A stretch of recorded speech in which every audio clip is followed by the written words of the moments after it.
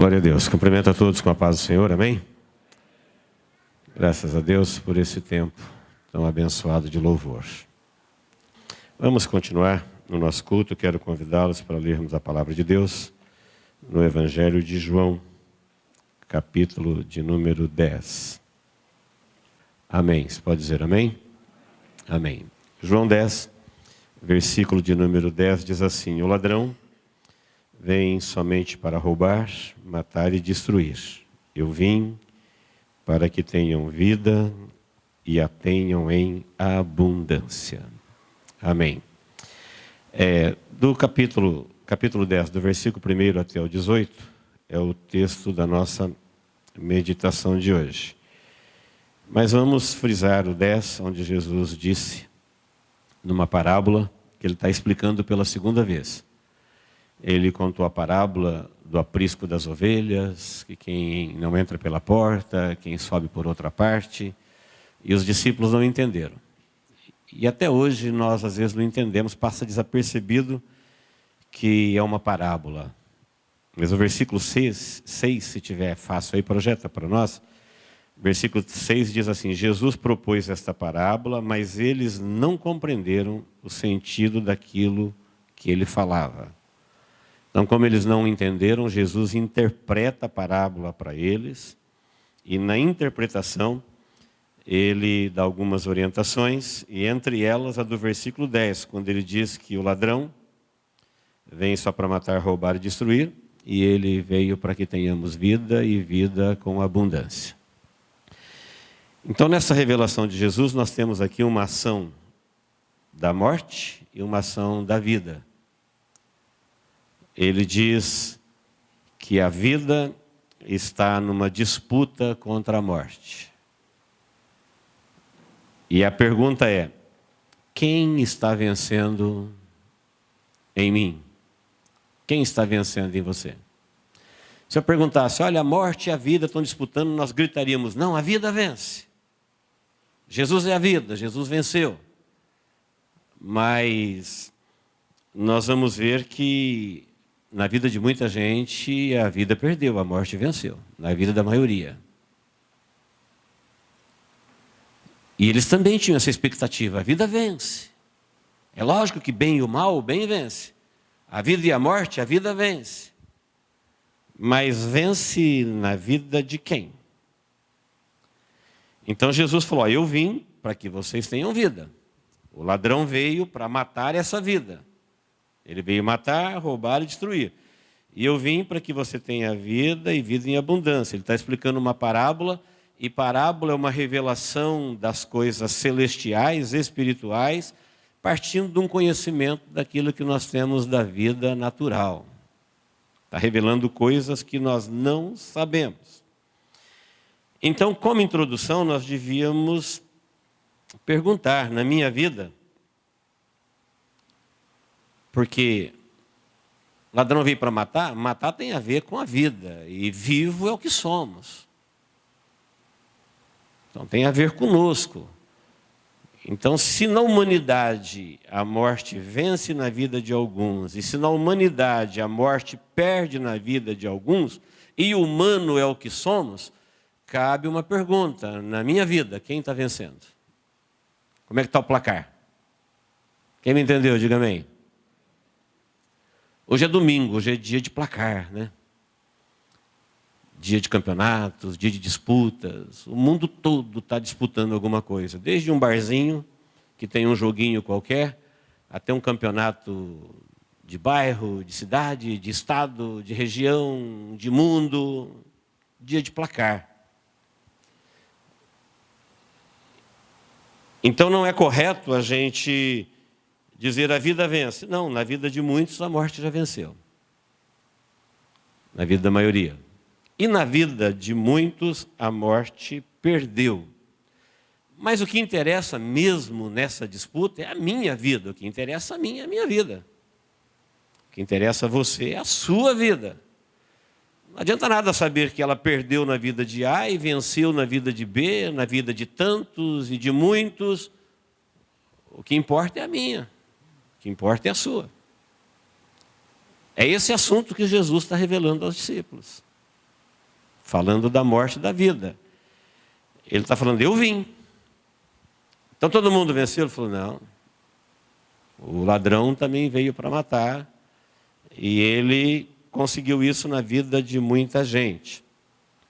Então, queridos, o ladrão vem matar. Matar tem a ver com a vida. A maioria dos habitantes da Terra, pessoas inteligentes, brilhantes, famosas, interessantes, mas elas estão mortas. Elas estão mortas. Estão vivas aí, vivendo a vida, mas morrer é questão de tempo. Jesus chamou muita gente viva de morto antes delas morrerem, dizendo, deixa os mortos sepultar os seus mortos. E tu, entra na vida, vem e me segue. Fica esperando os mortos, não. Então, matar a vida, matar tem a ver com matar a vida. São vidas que já estão mortas e de pessoas interessantes. Roubar a vida, trata-se de vidas roubadas. Roubadas por quê? Roubar é roubar aquilo que não é seu. Então, o matador, ele não tem vida nenhuma. Ele foi criado, ele nunca criou nada. Ele está roubando vidas de Deus. Então, o mundo está repleto de vidas roubadas. Elas foram roubadas delas mesmas e de Deus, que é o dono delas. Porque Deus, o Criador da vida, Ele criou para Ele, mas Ele deu à própria pessoa o direito de escolher sobre sua vida. Então, a nossa vida ela é primeiramente de Deus e depois nossa. E vidas roubadas são vidas que agora foram roubadas das próprias pessoas. Eles foram roubados deles mesmos. E de Deus. Destruir, vidas destruídas, está falando de vidas que são vidas sem vida, sem cor, sem sabor, sem sentido. Aquela vida que você olha e fala, não, Deus não criou alguém para viver isso, então está destruído. Parece que não resta quase nada de bom, nada de interessante, tudo morreu ali, tudo foi destruído. Ela está sobrevivendo. Que é isso? É uma ação do matador. Ele mata a pessoa em relação a Deus. Aqui no mundo ela pode estar bombando, mas em relação a Deus ela está morta. E como a vida ela foi criada por Deus, em Deus e para Deus, tudo que morreu para Deus é questão de tempo para deixar de morrer, de existir. Quem me entendeu, diga amém. Quem me entendeu, diga amém. É uma verdade, Jesus disse, eu sou a videira e vocês são as varas. Para a gente entender, ele falou, quando você corta um galho da videira, ele morre, porque ele não tem vida em si mesmo. Ele falou, assim sois vós. Quem não estiver em mim, não tem vida em si mesmo, morrerá. Então as pessoas, elas são brilhantes no mundo, mas elas foram mortas para Deus. E quem morreu para Deus, morrerá. É questão de tempo, o dia dele chegará. Porque a vida existe em Deus. Não tem vida fora de Deus. Onde Deus não está, ali a morte já chegou. Não importa que a pessoa esteja vivinha aos nossos olhos ainda hoje. Então, o quanto esta ação tem atingido as pessoas? Ladrão veio para matar, roubar e destruir. Dá para a gente perceber como é que o adversário, se o placar na minha vida é quem está ganhando a morte ou a vida, eu já conheço a morte como é que ela joga. Eu já conheço a morte, como é que ela age. Já dá para mim saber se ela tem conseguido algumas vitórias na minha vida. Porque ela quer me matar para Deus, ela quer me roubar de Deus, ela quer me destruir para mim mesmo. Então, se a pessoa se encontra morta para Deus, ou roubada de Deus e dela mesma, destruída para ela e destruída para Deus, você já sabe quem está vencendo. Se quiser pensar diferente, mas isso é um laudo de Jesus, é um diagnóstico de Jesus, revelando para os discípulos a respeito da vinda dele. Ele falou, eu vim para isso. É para isso que eu vim, para te dar vida.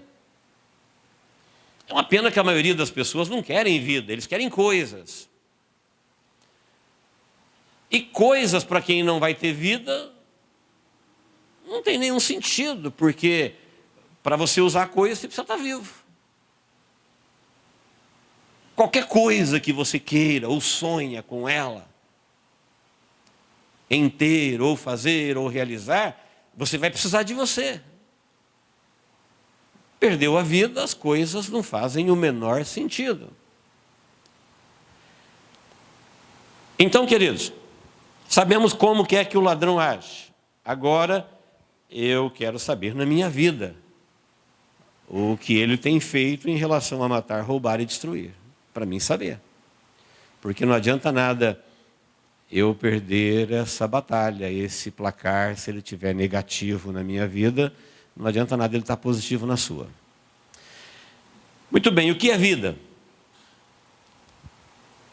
Vida é a existência, é o insondável, é o glorioso mundo dos vivos. Quando nós viemos à luz, quem nos deu a luz, nos deu a vida. Então, o que é vida? Vida é a existência. É participar deste fantástico mundo dos vivos. Quem criou isso? Foi Deus, o Deus vivo, o Deus da vida. Isso é a vida. E o que é viver? Viver é estar vivo, é dar e receber vida. Viver é perceber a vida por meio dos sentidos da sua própria vida. Por exemplo, nós temos corpo, alma e espírito. O meu corpo vivo, ele tem sentidos, ele vê, ouve, cheira, toca. Se o meu olho estiver no seu lugar, mas eu não tiver visão, eu vou dizer que eu tenho olho, mas não tenho visão, então ele está morto. Se o meu ouvido tiver tímpano, mas eu não tenho audição, eu vou dizer, ele está morto. Eu tenho ele, mas ele não capta, ele não funciona. Ele está morto. Assim, a minha alma, se ela existir aqui em mim, porque eu estou vivo, mas ela não tem mais emoções, não tem mais sentimentos, não tem mais intelecto, não tem mais razão, não tem mais memória, eu vou dizer que ela está morta ou morrendo.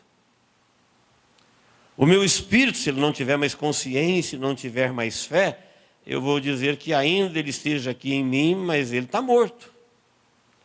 Por isso a Bíblia fala para nós, antes da conversão, vocês estavam mortos nas vossas ofensas e delitos. Vocês estavam cegos. Ele está falando isso para a gente que tinha olho. Ele está falando que vocês estavam mortos para a gente que estava viva. Do que ele está falando então? Ele está falando disso que Jesus está explicando aqui na sua parábola. O que é viver e o que é morrer. Então, queridos, a morte, ela não é extinção. Ela é exatamente o que eu falei a respeito do olho agora. Você tem o olho, mas ele não vê, então ele está morto. A morte é pessoas que rejeitaram a vida, portanto eles não perceberam a vida, não viveram a vida, e agora eles estão mortos para Deus. Os que já morreram, dá a impressão que quando eles morreram e se foram, eles foram extintos. Não, se eles foram mortos, eles estão morrendo todos os dias. Se eles partiram vivos, eles estão vivendo todos os dias. Estão vivos. Nunca a Bíblia ensinou ninguém que a morte é extinção. A Bíblia fala viver na morte. Mas, se é morte, como é que eles vão viver lá? Porque Deus é vida, Ele criou a vida, foi criada por Ele criou a vida nele e para Ele. Teve gente que, de posse da vida, disse para Deus, eu não quero viver contigo. Está respeitada a decisão. Então você vai viver sem Deus. Só que tudo aquilo que Deus criou na vida, que é ver, ouvir, sentir, amar, emocionar, corresponder, que era o reflexo do Criador na criatura, acabou. Agora, para onde eles vão? Para o inferno, aonde não tem o Deus da vida, e nem a glória de Deus e a alegria, o insondável, o maravilhoso mundo da criação. Lá eles estão vivos, mas eles não têm prazer em viver. Lá eles podem ver, mas não tem nada bom para ver. Lá eles podem ouvir, mas não tem nada bom para ouvir. Lá eles podem sentir, mas não tem nada bom para sentir. Lá eles podem entender que Deus agora não é mais possível, mas não tem nenhum motivo para se gloriar da sua consciência. Se foram sem Deus, romperam com Deus. O matador matou eles para o Senhor da vida. E eles decidiram que eles não querem Deus. A Bíblia fala, a condenação é essa, que Deus veio ao mundo, amou o mundo, quis salvar o mundo, mas eles amaram mais as trevas. Uma questão de relacionamento, não conseguiram gostar de Deus. Não conseguiram se relacionar com Deus, romperam com Deus. Alguém matou Deus dentro deles. Alguém roubou eles de Deus. Alguém roubou eles deles.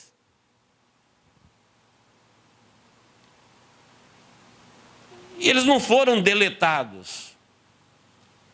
Foram para um lugar que a Bíblia chama de inferno e, por último, de lago de fogo ou trevas exteriores, que é onde Deus não está. Portanto, não tem a glória de Deus, a alegria de Deus, a vida de Deus, as coisas boas que Deus criou lá não tem, porque tudo isso existe por Deus e em Deus, e para Deus.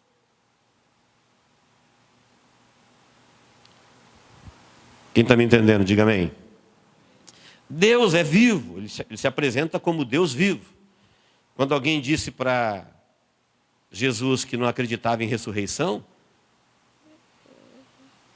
ou que não acreditava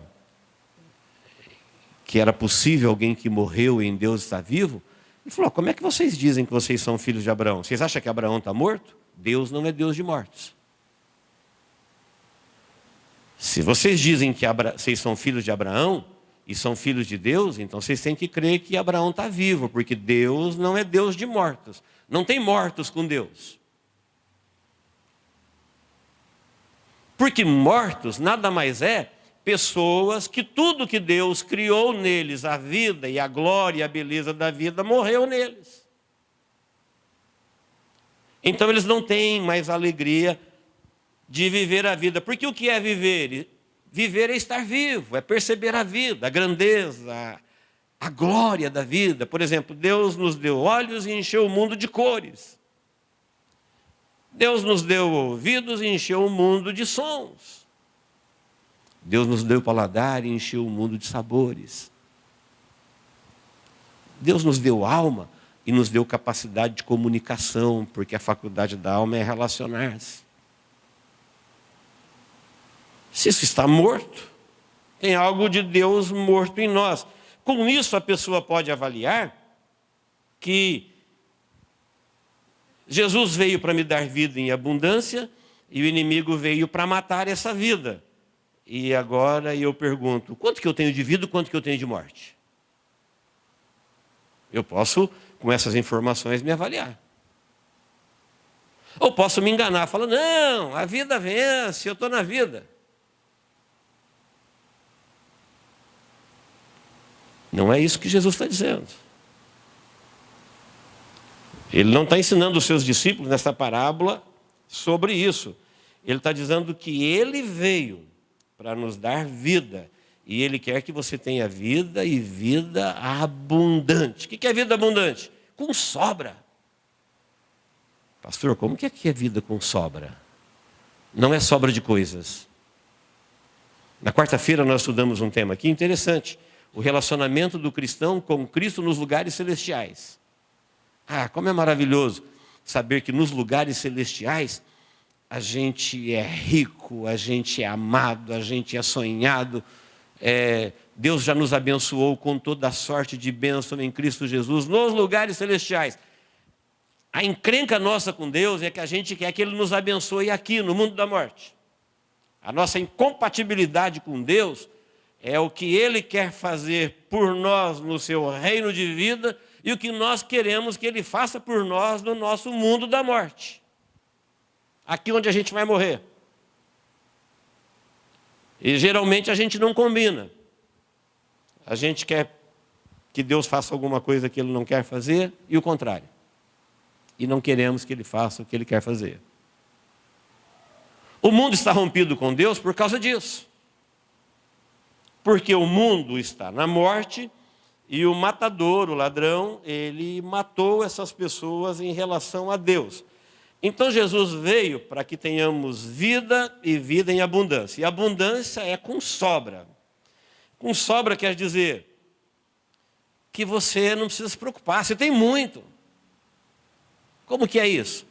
É exatamente você ter um encontro com Deus, que Ele resolveu o problema da sua morte, te deu vida eterna, então você tem muita vida. Quem crê que tem a vida eterna aqui, diga amém. Então você tem muita vida. Eu não tenho um corpo eterno. Então, a hora que esse corpo acabar, eu já tenho um outro de glória. A hora que esses olhos não puder mais ver, eu vou ter os olhos que me mostrará tudo aquilo que eu já criei que existe. A hora que eu não tiver mais sonhos aqui, eu vou viver a realidade daquilo que pela fé eu sonhei. Então eu já fui chamado por Deus, abençoado por Deus nos lugares celestiais, eu já fui ressuscitado com Cristo, eu já estou assentado com Ele nos lugares celestiais, e quem está de posse disso tem muita vida. Ele sabe que essa termina e a outra começa, que tudo que acaba aqui continua ali, e para sempre e eternamente. Isso é vida abundante. Agora, quem não crê, quem não tem, quem não acredita, então você tem muito pouca vida mesmo. Essa vida aqui passa rápido. A Bíblia fala que ela é como uma erva que nasce num dia, cresce no outro e morre. Às vezes nasce de manhã e morre ao entardecer. A Bíblia fala que nós somos um sopro. Quem não acredita nessa vida que Jesus veio dar para ele, é um novo corpo, um novo lugar, uma nova forma de viver. Enquanto o mundo está aqui tentando sobreviver neste mundo, Jesus já falou, não, morra para esse mundo e nasça para Deus, e quem nascer de novo vai ressuscitar e vai viver a vida eterna. Já começa a viver na perspectiva da vida eterna. Isso é vida com abundância, não tem fim, não tem limites, riquíssima, poderosa, em Deus, ninguém pode tomar. É vida plena. No meio desse povo chamado religioso na terra, tem pessoas que já vivem essa realidade, por isso eles estão sempre bem com Deus, sempre alegres, louvando, adorando. Eles não têm quase nada o que pedir, porque tudo que eles pensam, eles já têm em abundância. Mas no meio dos religiosos tem uma grande maioria que eles estão zangados com Deus, frustrados, embirrados por algum motivo, porque eles não tomaram posse disso, para eles não é uma realidade. O que eles queriam é vida aqui, tem a ver com aqui no mundo da morte.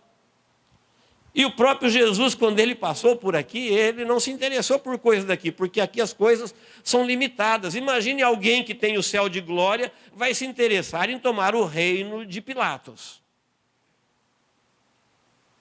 Imagine que quem reina sobre todas as coisas, arcanjos, querubins e serafins, sobre o céu dos céus, tudo está sob o teu domínio. Imagine que ele agora vai se interessar por derrubar o César. Falou, não, meu reino não é daqui. Vai para César o que é de César. E para Deus o que é de Deus. Meu reino não é daqui. Eu não vim aqui para conquistar este reino. Eu vim aqui para levar vocês para o meu. Eu vim buscar e salvar o que se havia perdido. Quem está me entendendo, diga amém. Assunto profundo, queridos, assunto seríssimo. Isso vai muito além daquela prática religiosa de cada dia. Nos leva a uma avaliação. Se eu não conhecesse mais nenhum outro versículo da Bíblia, se eu conhecesse só esse, Jesus dizendo, olha, eu vim para que você tenha vida e vida abundante. O ladrão veio para matar, roubar e destruir. Já daria para mim fazer uma análise. Quem está ganhando na minha vida? Jesus veio para me dar vida abundante. Quanto de vida eu tenho? O ladrão veio para me matar. O quanto de morte eu tenho? Como é que eu avalio vida e morte? Em relação a onde a vida está centrada? Em Deus. Em Deus. A vida foi criada por Ele, ela existe nele e para ele. Amém, queridos? Então o ladrão, ele veio matar, roubar e destruir. E como é que ele faz isso? Oferecendo coisas para que as pessoas mortas se ocupem com coisas e esqueçam de viver. Então é normal a gente viver num mundo onde as pessoas estão gastando vida o tempo todo para fazer coisas. Você sabia que a famosa passagem do filho pródigo em Lucas 15, que é a parábola, é o capítulo dos achados e perdidos, a ovelha perdida, a dracma perdida, o filho perdido, a palavra pródigo quer dizer esbanjador. É o filho esbanjador. O que ele foi esbanjar? Vida. Como é que ele esbanjou vida? Gastando coisas. Foi em busca dos prazeres, foi em busca de coisas, e quando ele viu, ele estava perdendo a vida. Nós vivemos num mundo em que as pessoas, elas estão empenhadíssimas em ganhar coisas. Seja prazeres, seja coisas boas, sejam coisas do mundo, da sociedade, coisas que justificam, coisas que não justificam. Mas o fato é que enquanto elas estão empenhadas, são pessoas projetando 20 anos, depois mais 10, depois mais 15, e elas estão gastando vida. Mas elas nunca pensam no que está gastando, elas pensam no que estão ganhando. E sempre quando você está ganhando alguma coisa, para ganhar essa coisa, você está perdendo outra. Você está gastando vida para conseguir coisas. A maioria já vê o resultado disso aqui mesmo. Às vezes, quando eles acordam, eles descobrem que agora eles têm coisas, mas não têm vida. E coisa sem vida faz o menor sentido. Passou a vida toda para conseguir alguma coisa, a hora que ele conseguiu aquela coisa, ele não tem vida. Já é uma colheita terrível, funesta, aqui em vida. Mas o pior disso é quando se trata de vida eterna, porque a vida passou. E eles ficaram a vida toda gastando a vida, enquanto eles ganhavam prazeres, riquezas, coisas que não faz o menor sentido para quem não vai viver. Amém, queridos? Preste bem atenção a algumas coisas que Jesus cita nessa pequena parábola. Ele fala que as suas ovelhas, ele coloca elas no aprisco. Então, imagine o pastor levando as ovelhas para o campo, é a parábola. E lá no campo não tem estalagem, não tem lugar. O pastor faz um aprisco. Sabe o que ele faz? Sabe o que é um aprisco? É uma cerquinha de espinho de 50, 40 centímetros de altura. Ou de pedras. Se não tiver espinhos, ele faz de pedra. Geralmente faz de pedra. Faz uma cerquinha de pedra e deixa uma aberturinha que cabe a ovelha. Ali é a porta do aprisco. É um apriscozinho, um cercadinho redondo, que só prende ovelha. É o abrigo mais frágil que existe. Você não consegue prender uma galinha dentro do aprisco. Você não consegue prender um pintinho. Tudo foge no aprisco, ovelha não foge. Só prende ovelha. É interessante a explicação disso. Por que só prende ovelha? Porque ovelha, ela não é predadora, ela não é rebelde, ela é dependente do pastor e ela quer ficar por perto do pastor. E o pastor está ali na porta, quando entra a última. Por isso que Jesus disse, eu sou a porta, porque aquela aberturinha que as ovelhas entram, o pastor senta ali, ele dorme ali, ele é a porta. Para entrar e sair tem que passar por ele. Ele falou, se alguém sobe por outra parte, é ladrão e salteador. O aprisco, na parábola de Jesus, dá para a gente entender a mesma coisa que aconteceu com a arca de Noé. Por que só 8 pessoas entraram na arca? Porque não havia nenhuma pressão de Deus para as pessoas entrarem, nenhum castigo. Não havia nenhuma punição. havia uma palavra de Deus dizendo: olha, eu vou destruir o homem que eu criei por causa da sua violência, a sua maldade, a sua medida chegou diante de mim. Então faz para você uma arca, que eu vou destruir o homem que eu criei com águas. Pense comigo. Por que Deus mandou Noé fazer um negócio de madeira que ele levou 120 anos para fazer?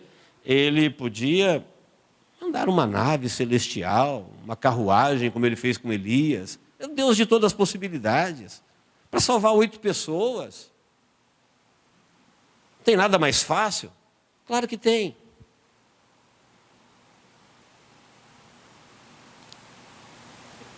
Quantas vezes Deus arrebatou alguém de um lugar para o outro?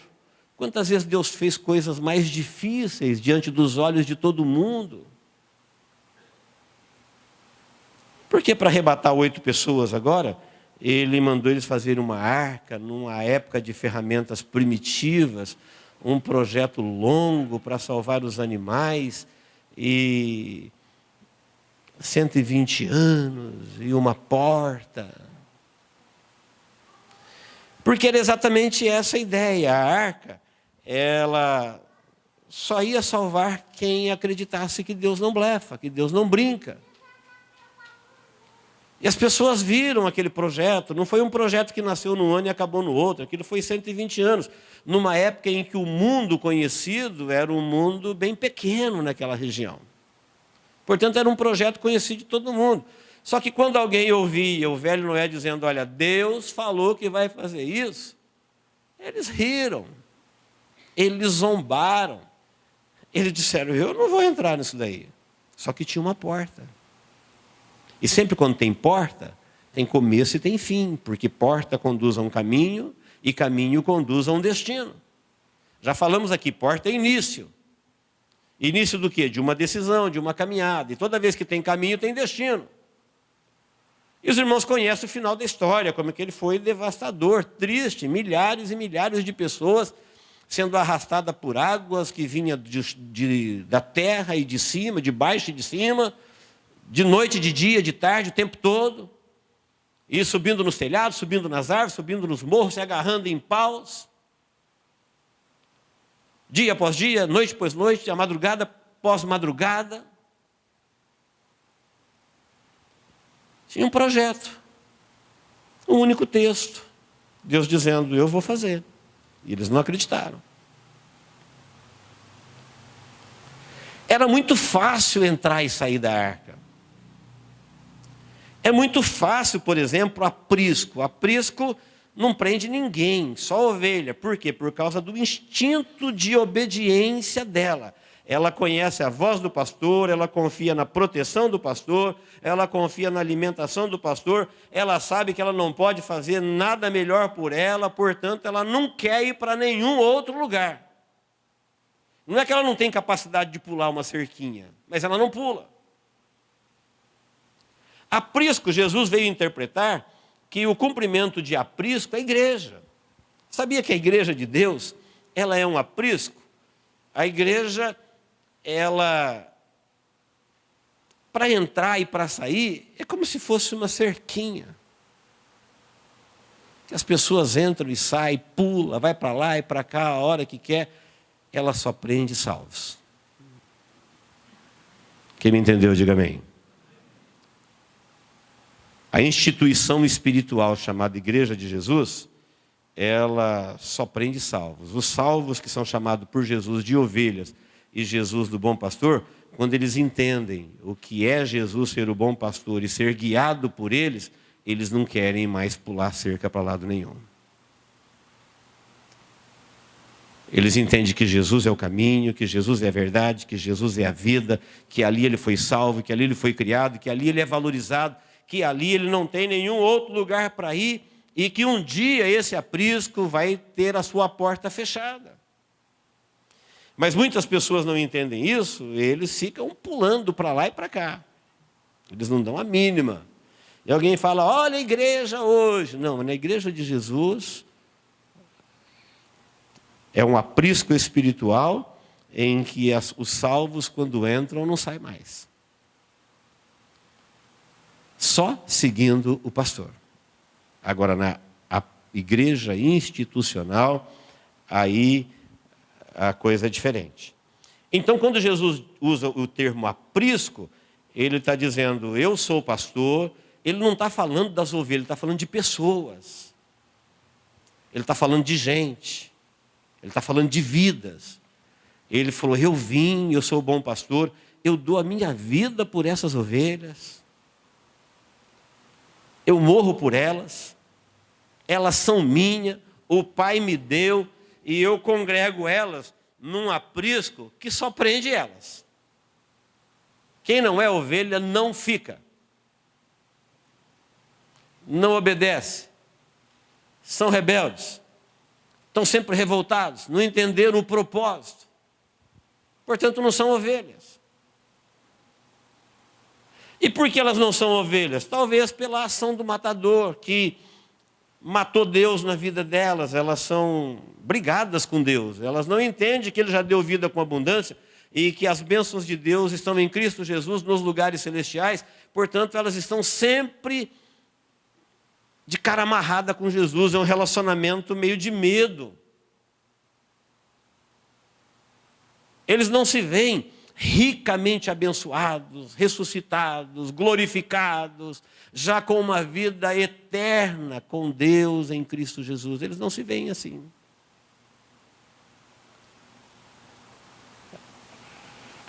Jesus falou sobre porta, porteiro, voz e ovelhas. Ele falou, eu sou a porta. Ele falou, quem entra por mim, o porteiro, Deus, o dono do aprisco, ele abre.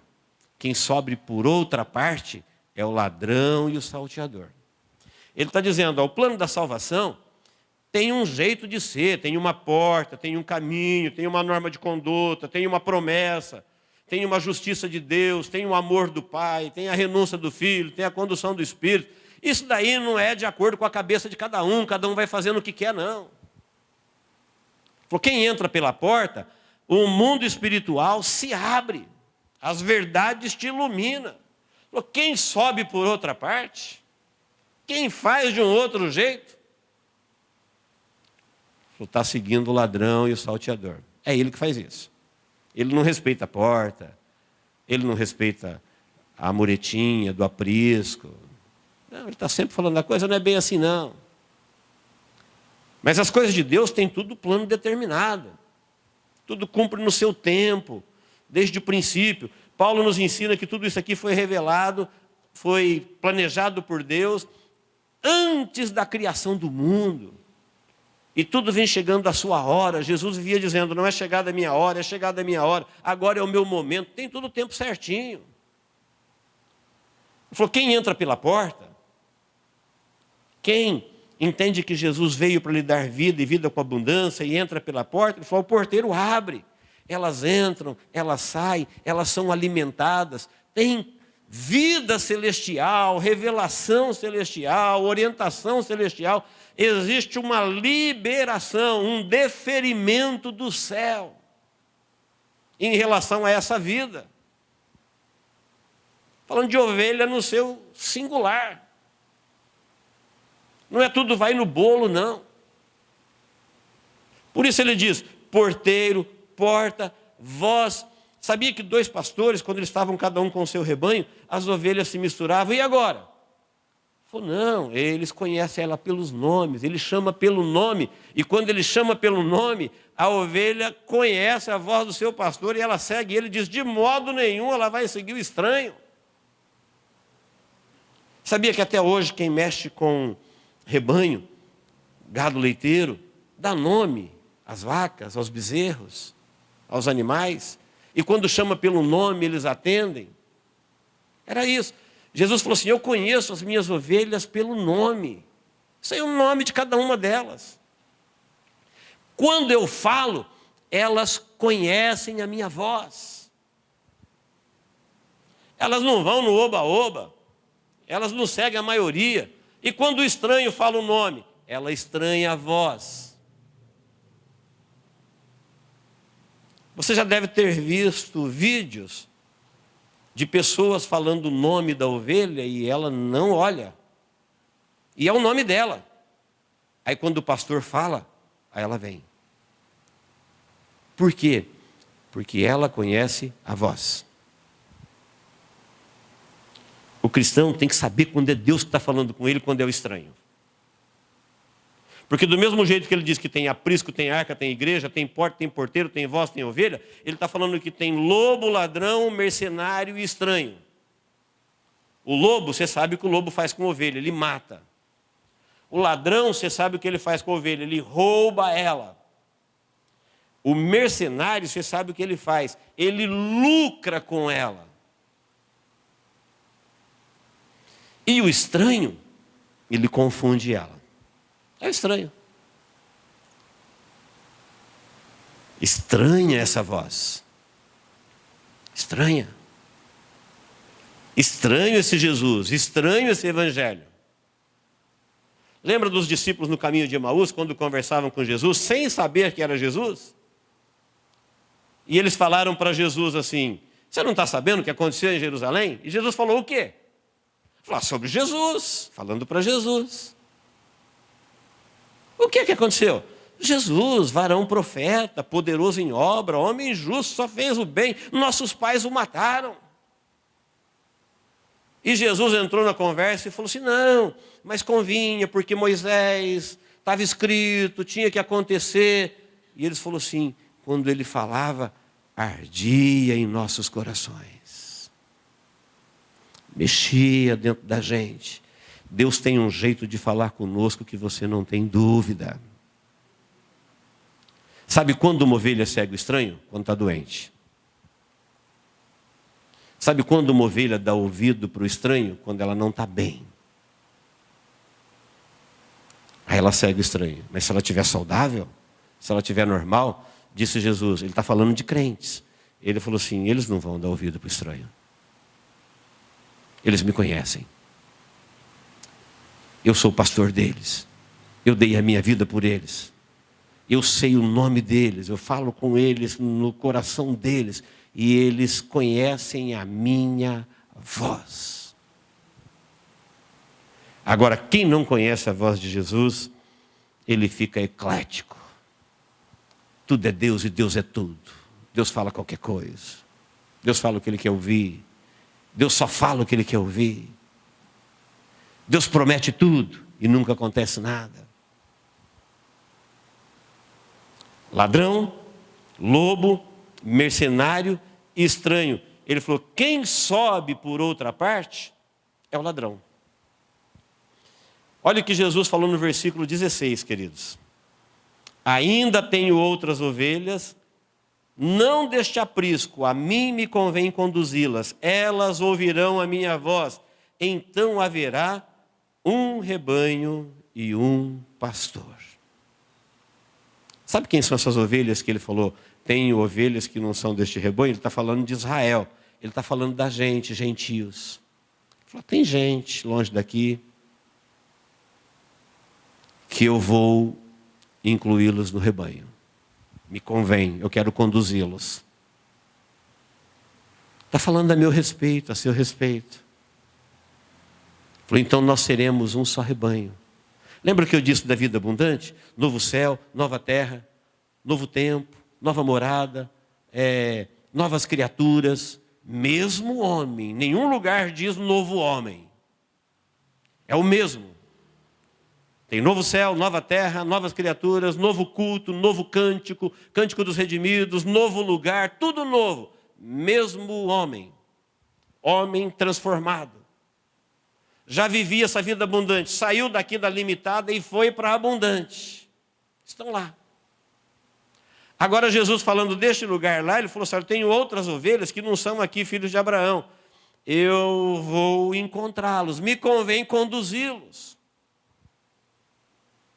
Versículo 16. Eu vou agrupá-los e um dia nós teremos um só rebanho. Falando a nosso respeito.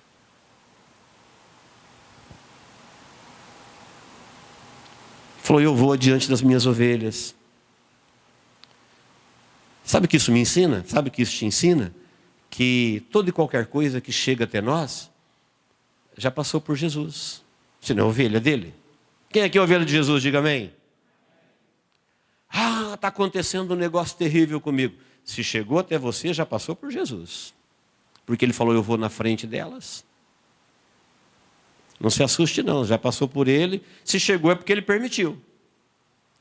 Porque se ele não permitisse, não chegaria até você. Se você é ovelha, não chegaria. Ele falou, as minhas ovelhas, ele vê o lobo e o lobo foge dele. O mercenário não. O mercenário ele só quer lucrar. Quando ele vê o lobo, ele corre, abandona a ovelha e deixa ela ser destruída. Jesus falou, não, as minhas ovelhas, eu morro por elas, eu dou a vida por elas. Elas são protegidas, são dirigidas, são iluminadas. E qualquer coisa que chegar até você, já passou por ele. Ah, eu estou passando um problema. Você está passando, e se você é ovelha de Jesus, é porque já passou por ele. É para você passar mesmo. Tem aprendizado aí, tem lições de voo. Tem amadurecimento, tem crescimento. Ele permite. Porque ele falou, eu vou conduzi-las. Elas são minhas ovelhas e eu me convém conduzi-las. Elas ouvirão a minha voz, então haverá um único rebanho. Amém, queridos? O tempo acabou e eu quero dizer aos irmãos que Jesus, ele está fazendo uma revelação para nós daquilo que ele veio para fazer, dizendo, eu vim para que vocês tenham vida em abundância. E você pode olhar para a sua vida agora e dizer, o quanto de vida que eu tenho. O inimigo veio para matar a minha vida, ele veio para matar, roubar e destruir. O quanto de morte existe em mim? Tem mais de Deus ou mais do inimigo operando no meu relacionamento com Deus? Quem está ganhando, a morte ou a vida? Se nós formos fiéis ao Senhor como ovelhas do seu pasto, porque ele disse, as ovelhas me pertencem, elas são minhas, o Pai me deu, eu morro por elas, eu chamo elas pelo nome, elas ouvem a minha voz. Em nenhum momento Jesus está se referindo ao animalzinho, é só uma parábola, ele está se referindo a um comportamento humano de obediência, de entendimento da revelação de Deus. Ele está dizendo, eu vou agrupá-las num lugar chamado igreja. Atos 2 diz assim, o Espírito Santo acrescentava à igreja cada um dos que estavam sendo salvos. Foi assim que a igreja começou e é assim que a igreja termina. Na escatologia a gente aprende que quando o último salvo for salvo, terminou o serviço do Espírito Santo na terra. E aonde esses salvos são agrupados? Na igreja. E a igreja é um abrigo tão frágil que as pessoas têm feito miséria com ela. Mas ela segura salvos. A arca era uma coisa tão maluca, tão doida, tão fora daquela época, que o laudo que eles deram para Noé, você está louco. Só um louco faz isso. Mas o tempo passou e eles descobriram que a loucura era ficar fora da arca. Hoje as pessoas olham para os crentes fiéis a Deus que vivem num outro tempo. Tem gente querendo viver esse tempo, estão ganhando a vida, estão perdendo a vida, ganhando coisas. E tem gente que está tudo bem com Deus, eles já foram abençoados, enriquecidos, iluminados, e estão vivendo aquilo que Deus tem para eles. O importante é esse relacionamento deles com Deus, de ser guiado, de o porteiro abrir e ouvir, e ser alimentado, e ser dirigido, e ser dependente, e ser fiel. Eles estão dentro dessa instituição chamada Igreja do Deus Vivo. É uma proteção para os olhos do mundo tão fraquinha que não prende ninguém.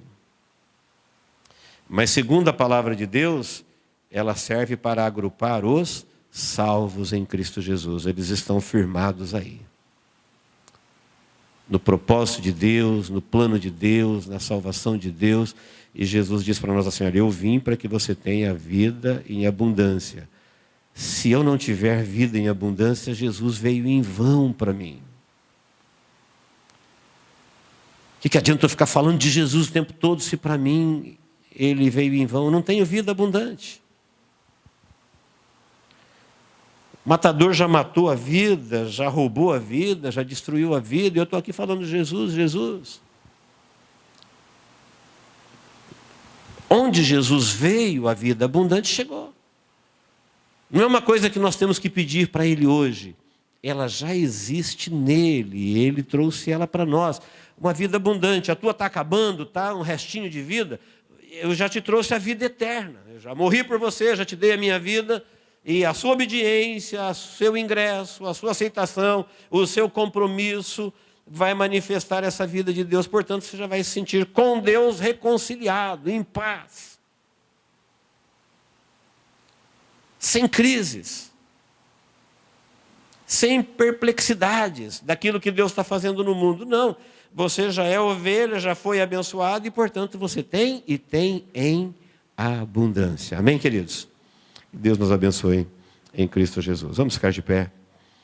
Eu convido você, eu quero orar com você em nome de Jesus.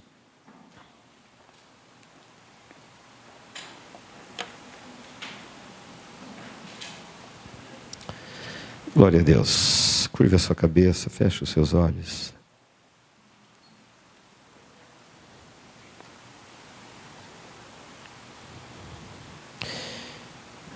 Gostaria que nós nos sentíssemos pessoalmente orientados por Jesus através da sua palavra. Que a hora que você puder ler João 10, do 1 até o 18, você entendesse que Jesus está dizendo para que Ele veio.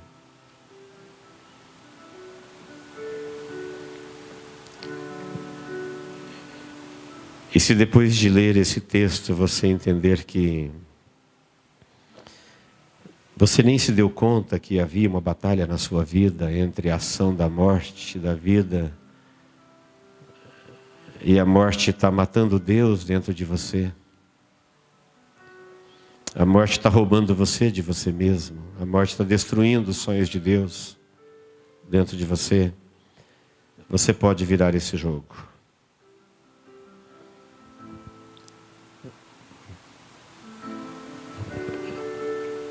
Você pode mudar o final dessa partida. Qual é a duração dessa disputa? É a duração de uma vida. Você está vivo. Portanto, a batalha está acontecendo, a disputa está acontecendo. E eu creio que hoje é o momento de você avaliar. E se os resultados não são bons, ouça Jesus dizendo, eu vim para te ajudar.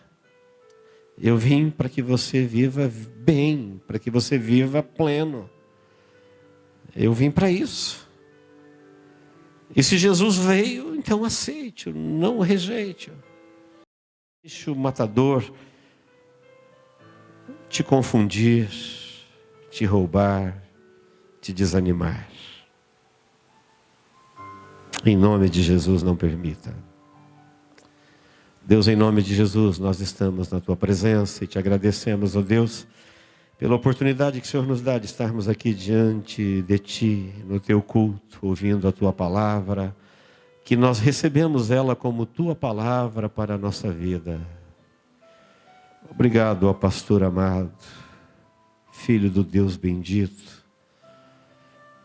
por ter se importado conosco de uma forma tão grande,